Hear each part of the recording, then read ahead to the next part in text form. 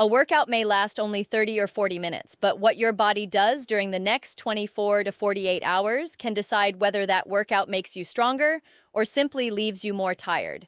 Recovery is often treated like doing nothing. Rest, wait, then exercise again. But inside your muscles, joints, nervous system, hormones, and energy stores, an enormous amount of repair is happening between workouts. And after 40, 50, or 60, the habits surrounding that repair can matter just as much as the exercise itself. Small mistakes with sleep, food, hydration, movement, stress, and workout timing can quietly show up as lingering soreness, weak legs, poor energy, restless sleep, joint stiffness, slower progress, and the feeling that exercise is becoming harder instead of easier. In this video, you'll discover what actually happens inside your body after exercise, what people commonly get wrong about recovery, which everyday habits can speed or slow that process, and how to get the benefits of training without constantly feeling worn down. And stay until the end because one of the most common recovery habits can actually interfere with the very adaptation you are trying to create. The first thing to understand is that exercise itself does not make you stronger while you are doing it. Exercise is the signal. Recovery is when your body responds to that signal.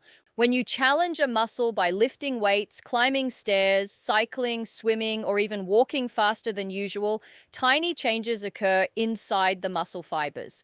Your body recognizes that stress and begins rebuilding those tissues so they can handle the same challenge more efficiently next time.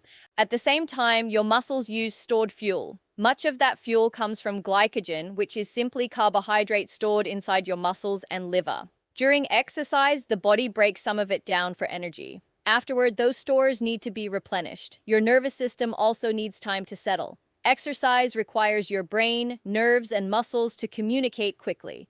Harder workouts place more demand on that system. This is one reason you may occasionally feel physically tired even when your muscles are not extremely sore. And this is where recovery begins. One of the biggest influences on this process is sleep. People often think of sleep as something separate from fitness. It is not. Sleep is one of the periods when the body shifts strongly toward repair. During deeper stages of sleep, the body carries out many maintenance processes. Muscle tissue is repaired, the nervous system recovers, and hormones involved in growth and tissue maintenance follow their normal daily patterns. Poor sleep changes this environment. You may wake feeling heavy, unmotivated, or unusually sore. Your reaction time can be slower. Your coordination may feel slightly off.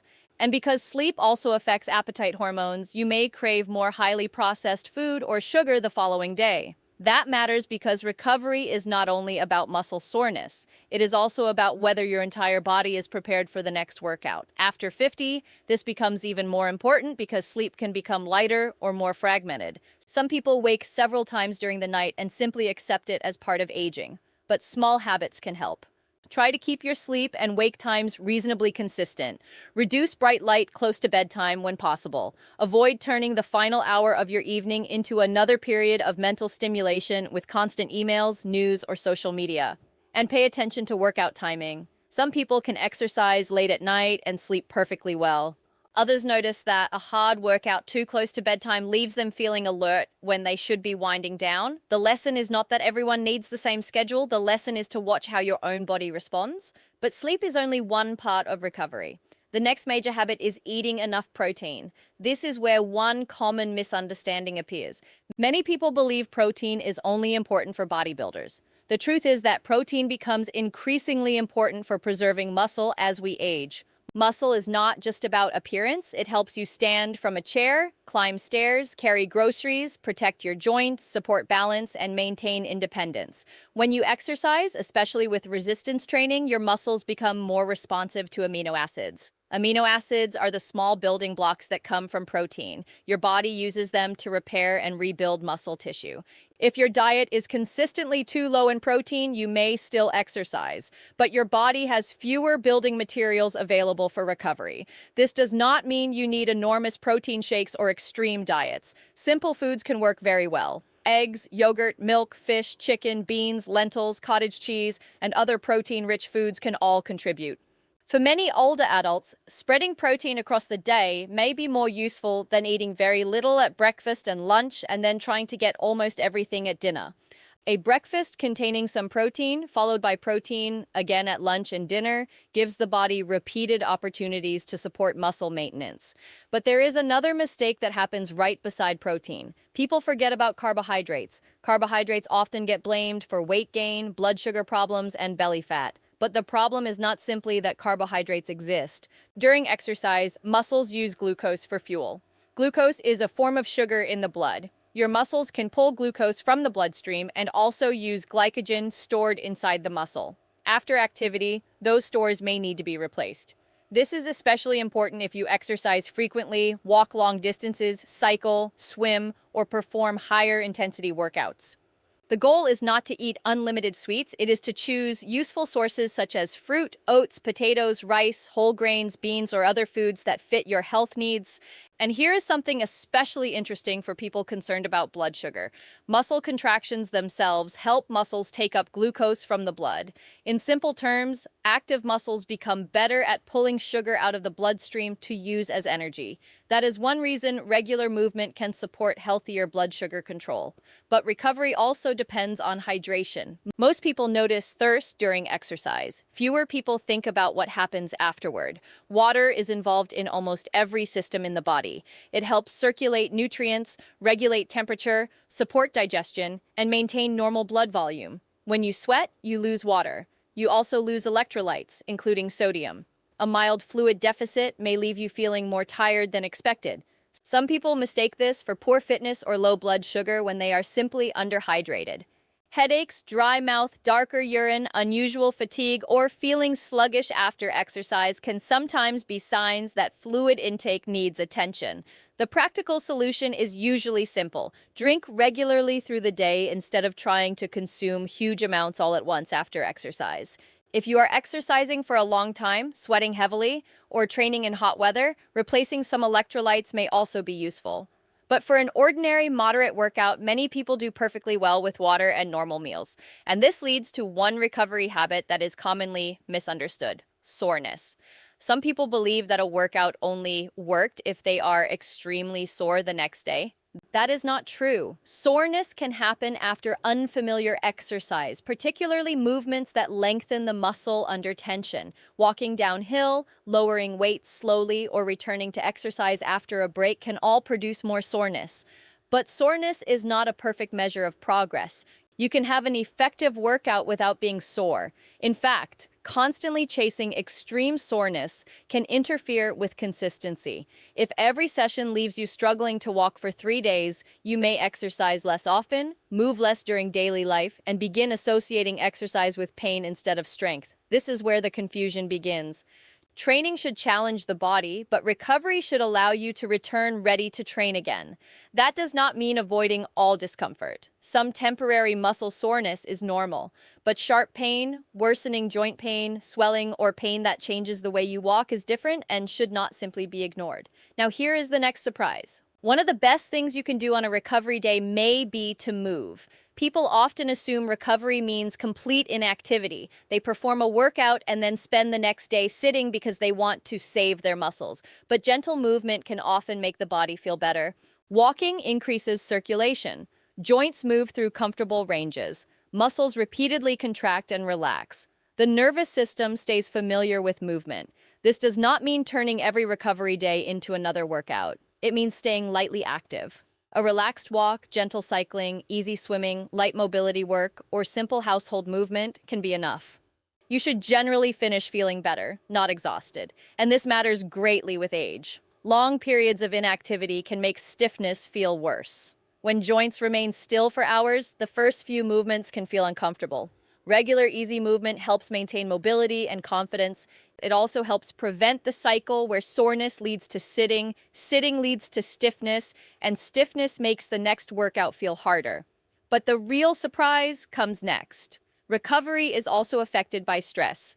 People rarely connect emotional stress with exercise recovery, but your body does not keep physical stress and emotional stress in completely separate boxes. A difficult workout is one stress. Poor sleep is another. Work deadlines, family worries, financial pressure, illness, and anxiety all add to the total demand your body is managing. This does not mean stress instantly destroys your fitness. It means that the same workout may feel very different depending on everything else happening in your life. On a calm week with good sleep, a certain training session may feel energizing. During a stressful week with poor sleep, the same session may feel unusually difficult. That is useful information. Instead of assuming you have suddenly become weak, consider adjusting the workout. Reduce the number of sets. Walk instead of running. Use a lighter weight. Shorten the session. Consistency matters more than proving something to yourself on one difficult day. And now we need to talk about training frequency. More exercise is not always more progress. This is especially important for people who become motivated and suddenly try to train hard every day. The body improves when stress and recovery are balanced. Too little exercise provides too little stimulus. Too much exercise without enough recovery can gradually produce persistent fatigue, declining performance, irritability, poor sleep, and loss of motivation. The answer is not to fear exercise. The answer is to alternate stress. You might perform strength training one day and easy walking the next. You might train your upper body while your legs recover.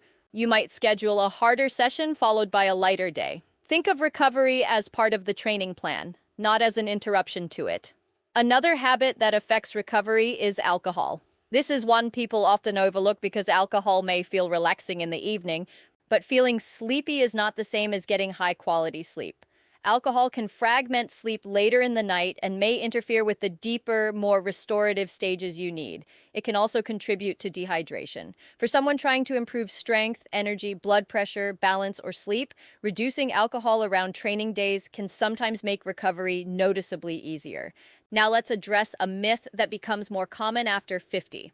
The myth is that older adults simply cannot recover well from exercise. The truth is more encouraging. Recovery may change with age, but older muscle still responds to training. Strength can improve, balance can improve, walking capacity can improve, muscle can be preserved and often increased.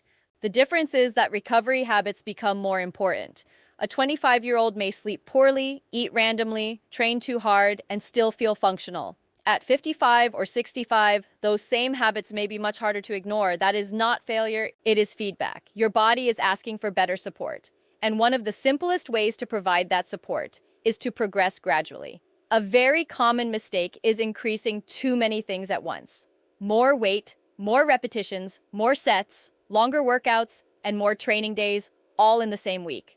The muscles, tendons, and joints may not adapt at exactly the same speed. Your cardiovascular fitness might improve quickly, while a tendon takes longer to become comfortable with a new load. So change one variable at a time. Add a few repetitions before adding a large amount of weight. Increase walking distance gradually. Give your joints and connective tissues time to adjust.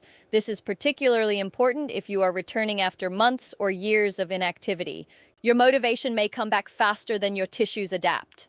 Now here is the big mistake near the end, and it is one of the easiest to make.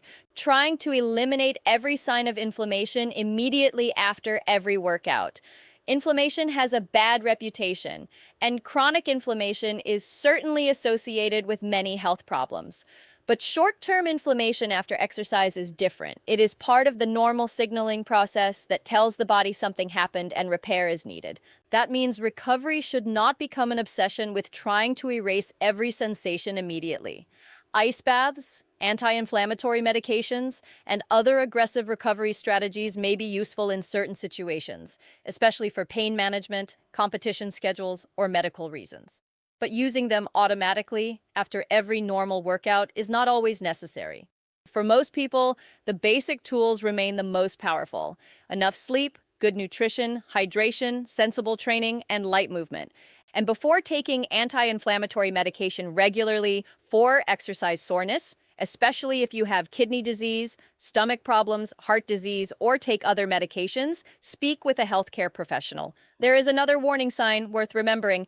If your resting heart rate is unusually elevated for several days, your sleep becomes worse, your performance declines, and you feel unusually irritable or exhausted, your body may be telling you that your training load has exceeded your recovery.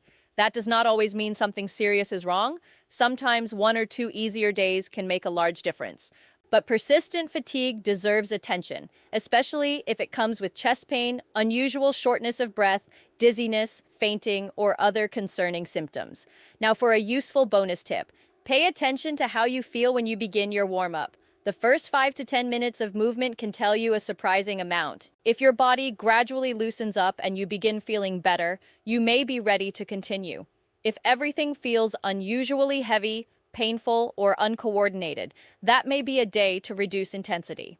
This simple habit can prevent you from forcing a hard session when your body is asking for something lighter. Another useful approach is to track just 3 things: sleep, soreness, and energy. You do not need an expensive watch or complicated app.